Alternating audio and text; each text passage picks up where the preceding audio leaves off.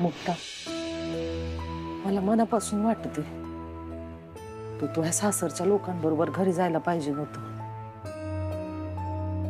आता तूच बघ ना कसं वाईट दिसत आहे ते. त्यांना गरज असताना तू त्यांच्या बरोबर जायला नकार दिलास.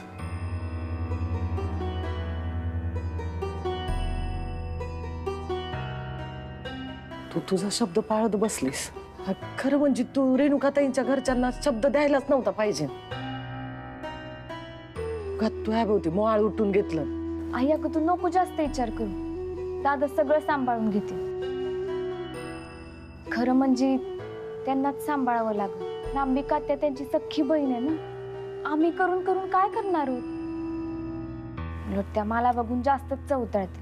अगं पण आपल्या नुसत्या हसण्यानं पण लई फरक पडतो. खरं म्हणजे संकटाच्या काळात सगळं घर एकत्र आहे ही भावनाच लई महत्वाची असते. आता आपण अडचणीत असताना ते सगळे इकडे आले, आपल्याला धीर दिला, आधार दिला. काय काय नाही केलं आपल्यासाठी. मोठ्या मालकांनी तर भक्तीच्या नवऱ्याला कुडून कुडून काय काय करून शोधून आणलं. आणि आता त्यांना गरज असताना तू जायला नाही म्हणतेस. आई अगं या सगळ्याचं मला काही वाईट वाटत नाही असं वाटतंय का तुला? का असं नाहीये पण तुला मस्त वाईट वाटत असं. आमचा पण विचार कर. आम्हाला पण लई त्रास होतोय ग. आमच्या गरिबीमुळं तुमच्या दोघांवर ही येळ आली. हा विचारच आमचा पिच्छा सोडित नाही. आम्ही त्या दिवशी लग्नाला यायलाच नव्हतं पाहिजे. उगाच आलो. आई हे बघा, तुम्ही स्वतःला दोष नका देऊ. हा कसं नको देऊ. काही झालं तरी दोष आमचाच आहे ना. मुक्ते, तू बाई लवकरात लवकर तोडगा काढ बरं यावर. मला खरं खरं सांग, तू सासरी परत जाणारच नाहीयेस का? हे बघ मुक्ते, तू दिलेला शब्द मोड. देवी आईची माफी माग. दुसऱ्याच्या भल्यासाठी नियम तोडलेले चालत आहेत. आई अगं दुसऱ्याच्या भल्यासाठीच मी शब्द दिलाय आणि म्हणूनच मी हा शब्द नाही मोडणार. आणि तूही ना मला ही चूक करायला लावू नको. मी विनंती करते. तुला जर आमचं ओझं वाटत असेल ना तर तसं सांग. मुक्ता, ज्या प्रश्नांना उत्तर नसतात ना, किंवा फक्त वेळ मारून नेण्यासाठी आपलं उत्तर द्यावी लागतील असे प्रश्न विचारायचे नसतात. आणि तू असे कोणतेही प्रश्न विचारून तुझ्या घरच्यांना धर्मसंकटात टाकू नकोस. कसलं धर्मसंकट? काय म्हणलात तुम्ही? आई तुम्ही त्याकडे लक्ष नका देऊ. आणि मला काय वाटतं की मुक्ता बरोबर म्हणते. दादा अंबिका आत्याला व्यवस्थित हँडल करतील. आणि राहिला प्रश्न मुक्ताचा घरी जाण्याचा, मला खात्री आहे तोही दिवस लवकर येईल.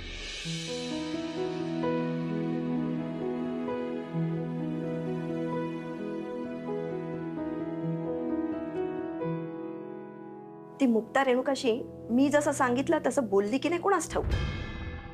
एव्हाना खरं तर फोन यायला हवा होता. मला तर भीतीच वाटायला लागली. कसली भीती? तू मुक्ताशी जे बोललीस ते रेणुकाला जर का कळलं तर अजून ती निगेटिव्ह मोडवर जाणार. घरात अजून राडे होणार. जानकी, मला असं वाटतं की आपण माघार घ्यावी आणि मुक्ताचा स्वीकार करावा. वा, तुमच्या समोर ना हात जोडले पाहिजेत. आतापर्यंत त्या रावसाहेबांसमोर निवडणुकीमध्ये हरत होतात आणि आता त्यांच्या लेकीसमोर आणि सुनेसमोर सुद्धा हरणार आहात का? अहो, थोडीशी तरी स्वतःची इज्जत ठेवा. त्यांनी आपली किती फसवणूक केली आहे. त्या रेणुकाबद्दल खोटं सांगून तिला आपल्या गळ्यात पाडलंय आणि आता तीच आपल्यावर वर्तान होऊन आपल्याला त्रास देते. मी हे सहन करणार नाहीये. काही झालं ना तरी तिच्या दहशी दिला बळी पडायचं नाही. नाही, मला तुझं म्हणणं पटतंय. अरे पण घरात हे वातावरण किती दिवस राहणार आहे अजून? नाही राहणार बाबा. आपल्या घरात कायम आनंदच असेल. आपण छान एकीने प्रेमाने राहू. फक्त मी म्हणाले तसं जर तुम्ही मुक्ता वहिनीशी स्वतःहून बोललात ना तरच हे सगळं शक्य होईल. मला फक्त हे घर नाही तर माझं माहेर सुद्धा एकत्र आलेलं हवंय. तिकडे सुद्धा शांती हवी आहे. हो, एवढा कसला विचार करताय?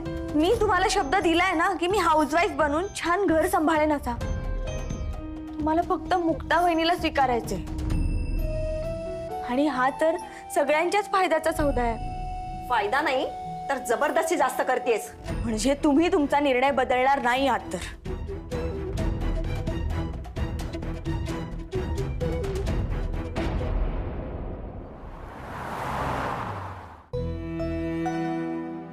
मला ना या मुक्ताचं काही कळतच नाही का. इतकं कोणी प्रामाणिक असतं का ग आजच्या जगामध्ये? दिलेला शब्द एवढा कोणी पाळतं का? काही ऋषी मुनींचा काळ आहे का? हं? एवढं चांगलं वागण्याची काय गरज आहे? नाही, मला चांगली सून हवी होती, पण एवढी चांगली इतकी प्रामाणिक नको होती. ते जरा जास्तच नाही का होते? अरे हिचा रागराग करू का हिचं कौतुक करू? मला काही कळतच नाही. तर किती समजून घ्यायचं अजून? तुम्ही ना उगाच चिडचिड नका करू, जरा शांत राहा. तू तिचं कौतिक बी करू नगस आणि राग बी करू नगस. तू फक्त तुझं डोसकं शांत ठेव.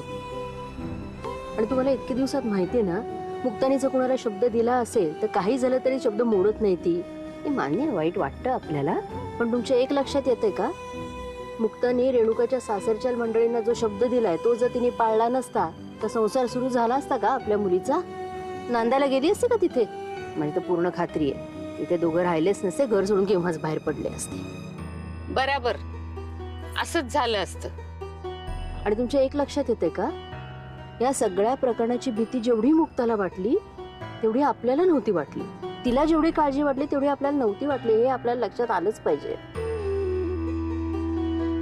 आणि मुख्य म्हणजे आता मुक्ताचा विषय जरा बाजूलाच ठेवायला हवा. अंबिका वंचनार्या त्यांचं काय करायचं हे ठरवायला हवं आधी. हो, तो विचार करतच चालवतोय गाडी. गाडी नीट चालवा पण. हो, पहिल्यांदा नाही चालवत आहे. नाही, ऍक्सिलेटरवर पाय जायचं आणि जायचे जोरात. ठीक आहे. मग स्पीड ब्रेकर आला की आपटायचो आम्ही. अरे गप्प बसा रे दोघं तुम्ही. काय म्हणताय सारखं?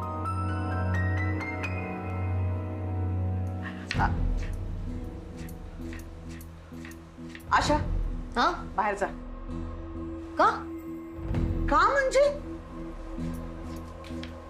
मी सांगते म्हणून बाहेर जायचं.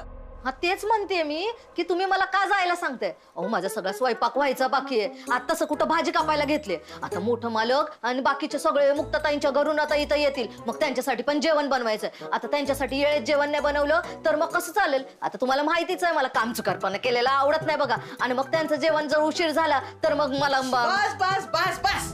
मी निघ म्हटलं ना की निघायचा. अगं म्हणजे आपलं अंगण पाहिलंस का? किती किती कचरा आहे. आता तुझे मालक येतील, चालक येतील, काय वाटेल त्यांना ते अंगण बघून? आपल्याला साफ ठेवायला लागेल की नाही? मग ते काय बोलतील? आशाने साफच केलं नाही. हा, मग ते तुलाच बोलणार की नाही? म्हणून सांगते, हा, जा जाऊन साफ कर. होय.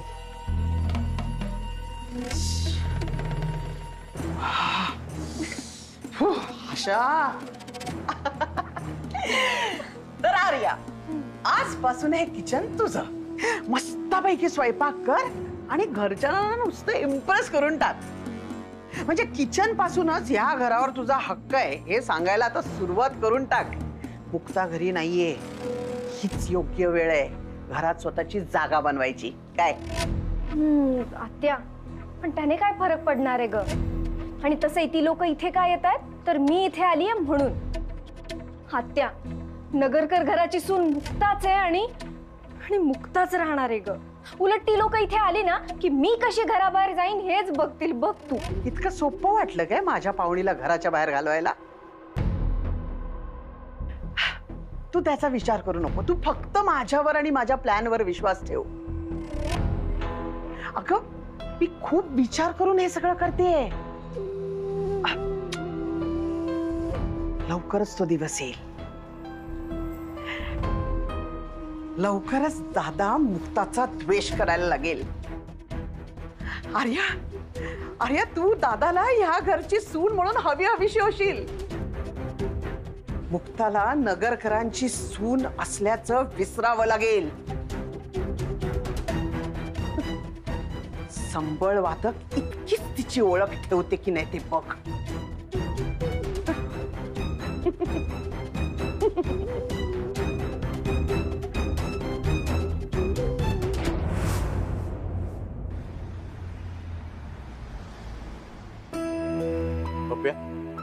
मला तर आता मुक्ताच्या स्पर्धेची काळजीच वाटायला लागली रे. काय झालं बघ ना रे, काय रोज काहीतरी नवीन राडे, नवीन टेन्शन. ती बिचारी रियाज तरी कधी करणार? आणि अशानं तिच्या त्या वाजवण्यात ही कधी येणार? प्रगल्भता कशी येणार तिच्या वाजवण्यात? आणि पप्प्या, अरे तिने जरी रियाज केला तरी डोकं शांत पाहिजे ना. डोक्यात सगळ्या घरातल्याच गोष्टी, इकडं त्या भक्तीचं टेन्शन आणि आपल्या घरी अंबिकाचं टेन्शन. पप्प्या, हे असंच चालत राहिलं ना तर मुक्ताच्या त्या वाजवण्यावर फार वाईट परिणाम होईल रे.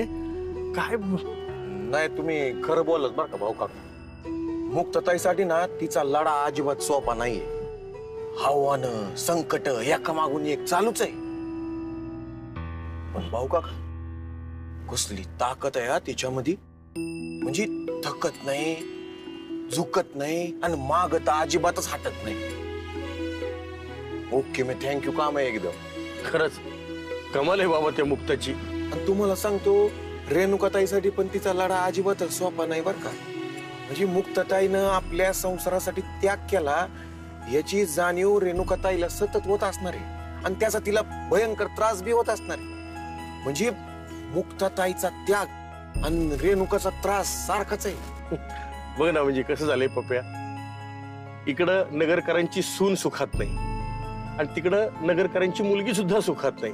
इकडून तिकडून सगळं कसं सुरळीत होत आलं होतं तर ते वेदच्या घरचे कुठल्या विचित्र जमातीचे निघालेत काय कळत नाही. लोक हे असं का वागतात रे, काय मला काही कळतच नाही. ठीक आहे, पण काय आपल्याला घाबरायचं कारण नाही.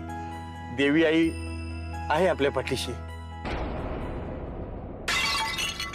रेणुका, काय करते सगळं हे सगळं? काय करतेस? लागेल ना कुणाला तरी, मग लागू दे. आता हेच होणार घरात, आता नाही थांबणार मी. कळलं? तू का आम्हाला धमकी देतेस? धमकी नाही देते, करून दाखवते. आणि या सगळ्याला ना फक्त तुम्हीच जबाबदार. तुम्हाला वाटतच नाही ना की मी बदलावी म्हणून? मग घ्या आता. रेणुका, काय करते सगळं तू हे सगळं? तू प्लीज शांत हो यार. मी नाही शांत होणार आहे वेद. अरे आर्या घरात येऊन बसली आहे वेद. घरच्यांना त्रास व्हावा म्हणून अंबिका आत्या तिला घरी घेऊन आली आहे. आर्या? कोणती आर्या? आणि अंबिका आत्याचं काय म्हणालीस तू? नाही नाही, बोलता बोलता का थांबलीस? बोल ना. ए बाई, काय लपवतेस अजून आमच्यापासनं? काय ते खरं आम्हाला समजलंच पाहिजे.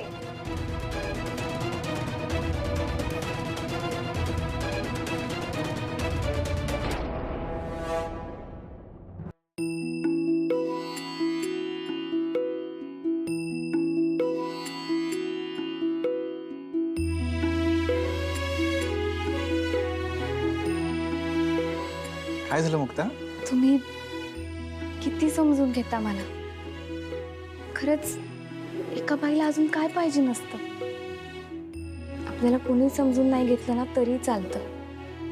आपला नवरा आपल्याला समजून घेतोय ही भावना सगळ्यात महत्वाची असते. हीच भावना तिला आयुष्य जगायचं बळ देते. मुक्ता, आपण दोघं वेगळे आहोत का? आपण एक आहोत. अगं, आणि जर मी स्वतःच्या बायकोला समजून घेऊ शकत नसेल ना तर माझा पुरुष असण्याला काय अर्थ आहे?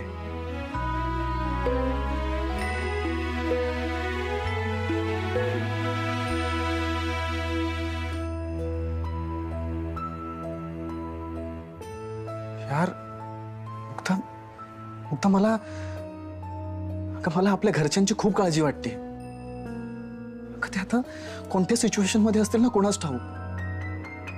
फक्त कधी कधी वाटतं ना की रेणुकाच्या घरी जावं आणि तिच्या घरच्यांना खडसावून सांगावं की केवळ आम्ही फक्त मुलीकडचे आहोत, आमची बाजू पडतीये म्हणून आम्ही काहीही सहन करू ना असं समजू नका. आम्ही तुमच्यापासून लपून ठेवलं कारण तुमचा हा घाणेरडा स्वभाव. आणि त्यांना खरंच जर आपल्या फॅमिलीचा इतका प्रॉब्लेम असेल ना मुक्ता तर मी रेणुकाला परत घेऊन येईन. नाही नाही, तुम्ही असं काही करू नका. अगं, का करू नको? सांग ना मला, का करू नको? रेणुकाचं लग्न टिकावं म्हणून आपण किती गोष्टींचा त्याग केलाय. अगं, नगरकरांची सून, त्यांचा मुलगा, त्यांचं राहतं घर सोडून बाहेर गेलेत ना, याचं त्यांना काहीच वाटत नाहीये. त्यांना कशाची जाणीव नाहीये मुक्ता. तुमची परिस्थिती समजू शकते, तुमचा त्रास मला समजतोय. एका बाजूला तुमची बायको आहे आणि दुसऱ्या बाजूला तुमची बहीण. पण आपण घरी राहायला जावं म्हणून रेणुका त्यांना घरी घेऊन येणं स्वार्थी नाही वाटणार का?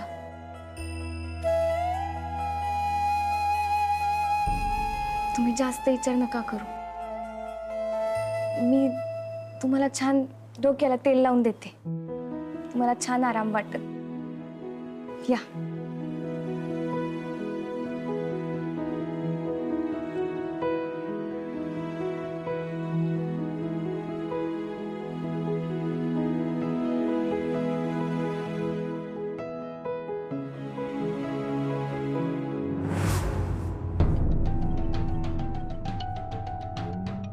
पप्प्या, तू काय थांबू नको. हा, मी बघतो काय असेल ते. आता काय होणार आहे काय. अहो काका, जास्त विचार करू नका बरं का, सगळं काय नीट होणार आहे. हा, येतो. हा चालेल, सावकाश जा. हा, मी बघतो आता. अहो अहो ऐका, उगाच भांडू नका आणि जरा शांत राहा. शांत बसण्याची वेळ संपली आता, आणि यापुढे तू एक शब्दही बोलणार नाहीस, कळलं? काय घरामध्ये होतास ना तू? मग अंबिका त्या आर्याला घेऊन घरामध्ये घुसलीच कशी? अडवता नाही आलं तुला? सॉरी दादा, पण सगळं एवढं अचानक घडलं की काहीच करता नाही आलं. काही समजलंच नाही काय करावं. आणि दादा, एखाद्या बाईला पकडून घराबाहेर कसं काढणार? उगाच काहीतरी कारण सांगू नकोस. सरळ हाताला धरून बाहेर हाकलून द्यायची तिला. पुढचं काय ते बघून घेऊ. काय पाहिलं असतं? अहो, अंबिका वंसना तुम्ही एकटे आवरू शकत नाही, तर त्यांनी या युवराजचं काय केलं असतं याचा जरा तरी विचार केलात का तुम्ही? अहो, इतके दिवस तुम्ही नसताना हा सगळा बिझनेस एकट्याने सांभाळला त्यांनी. त्याचं काहीच नाही तुम्हाला. त्याचं कौतुक करायचं सोडून तुम्ही त्याच्यावर आरोप करत सुटलाय. तू तर एक शब्दही बोलू नकोस. खरं तर हे सगळे प्रश्न मी तुला विचारायला हवे होते. तू इथे असताना ती कशी काय आली घरामध्ये? हाकलून नाही देत आली तुम्हाला? हा, हे घर तुझं नाहीये? अहो दादा, अहो असं काय करताय? मी कशी अडवणार हो त्यांना? का बस? कुठे आहे ती? या घराला डसणारी नागिण आहे कुठे? अंबिका! अहो, ए अंबिका! ओरडू नकोस.